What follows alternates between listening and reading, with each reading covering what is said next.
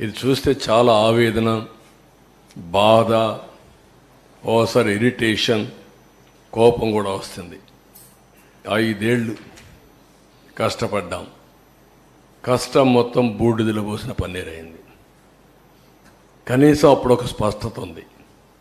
ప్రాజెక్టుకి ఇవి చేయాలి, ఈ కోర్టులో ఇది వెకేట్ చేయించాలి, ఈ ఇంజనీర్లు రికమెండేషన్ ఇచ్చారు, ఈ రికమెండేషన్ ప్రకారం ఫౌండేషన్ వేయాలి, ఓకే ఈ కాంట్రాక్ట్ సరిగా లేడు, ఆ కాంట్రాక్ట్ డబ్బులు ఇవ్వాలి, డయాఫామ్ వాల్ కట్టినప్పుడు కాంట్రాక్టర్కి డబ్బులు ఇవ్వలేదని ఆ డయాఫామ్ వాల్ అతనికి నాకు ఫిర్యాదులు వస్తే క్యాబినెట్లో కూడా చర్చించి ఆయనకు ఆ వర్క్కి ఎంత ఇవ్వాలనో ఈ కాంట్రాక్టర్కి ఇవ్వకుండా నేరుగా అతనికే ఇచ్చి 2 సీజన్లో పూర్తి చేయించాం. అలాంటి నిర్ణయాలు చాలా చేశాం.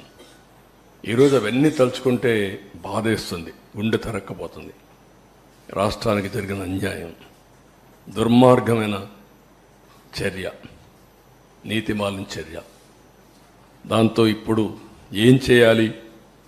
ఒకసారి అయితే గడ్కరీ, ఇప్పుడు కూడా నాకు జ్ఞాపకం, దీపావళి అనుకుంటాను, పండగ రోజు ఆయన ఇంటికి పోయాను. నేను అమెరికాకు పోతూ ఆయన ఇంటికి వెళ్ళి రిక్వెస్ట్ చేసి తర్వాత అమెరికాకి వెళ్ళాను.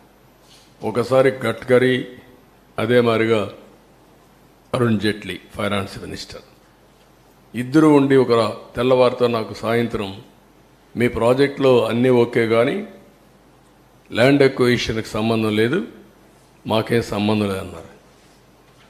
నాకు అప్పుడు ఆశ్చర్యం వేసింది. ఎట్లా అంటారా మీరు? Land acquisition part of project, ఇది ప్రాజెక్టులో ల్యాండ్ ఎక్విజిషన్ లేదంటారు, మీరు పునరావాసం లేదంటారు, పునరావాసం ల్యాండ్ ఎక్విజిషన్ లేకుండా ప్రాజెక్ట్ అయిపోతుందా అని రాత్రంతా స్టడీ చేసి ఆఫీసర్లందరినీ రాత్రంతా మేలుపెట్టి తెల్లవారికి ఒక నోట్ తయారు చేసి మళ్ళా నేను గడ్కరీ దగ్గరికి వెళ్ళి అదే మరి అరుణ్ జైట్లీకి వెళ్ళి, నువ్వు సుప్రీంకోర్టు లాయర్వి, నువ్వు అర్థం చేసుకో, నువ్వే చెప్పు, ఒక ప్రాజెక్ట్ నేను యాక్ట్ చెప్తున్నా, నేను ఆర్గ్యూ చేసిన తర్వాత ఆయన కూడా ఇంకేం మాట్లాడకుండా నువ్వు చెప్పింది రైట్ అనే పరిస్థితికి వచ్చాడు.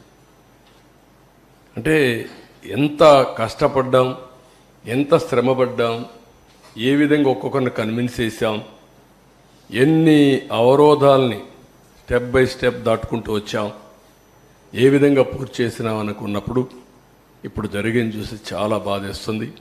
రాష్ట్ర ప్రజలందరూ అర్థం చేసుకోవాల్సిన అవసరం ఉంది. ఈ ప్రాజెక్ట్ని పూర్తిగా సర్వనాశనం చేయడానికి